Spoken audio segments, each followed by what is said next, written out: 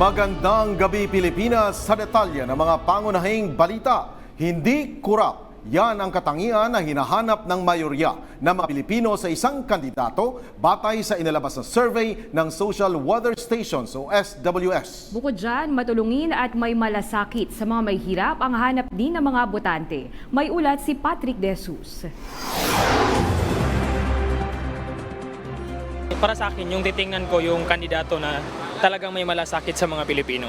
Mabuti siyang tao, pinipilit niyang paunlarin ng Pilipinas. Para sa akin, syempre yung ikakabuti ng bayan, hindi lang yung pansarili. Ito ang tinitingnang katangian ng ilang botante na aming nakapanayam sa kanilang ibobotong senador. At kulang-kulang 2 buwan na lang ay sasapit na ang araw ng pagboto sa Mayo 13 para sa senatorial at local positions. Sa isinagawang survey ng Social Weather Stations o SWS noong December 16 to 19, 2018, tinanong sa 1,440 na respondents, edad 18 pataas, kung anong katangian ang kanilang hinahanap sa mga tumatakbong senador. Pinakanunguna dito ay hindi korap, kung saan sinagot ito ng 25% ng mga respondents.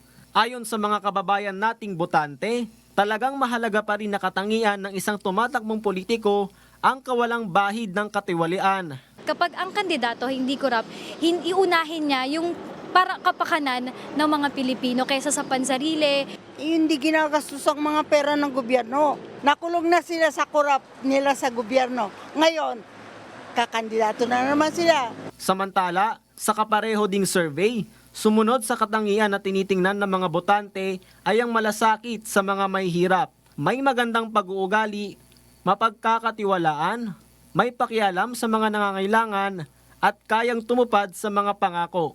Habang 2 to 3% sa mga respondents ang sumagot ng katangiang matapang, masipag, may planong mapaunlad ng bansa at may maganda ng nagawa at pagmamahal sa bansa. May margin of error na 2.6% ng survey na ginawa sa buong bansa at ayon sa SWS, wala silang binigay na sagot na pagpipilian upang sagutin ang survey. Patrick De Jesus para sa Bayan.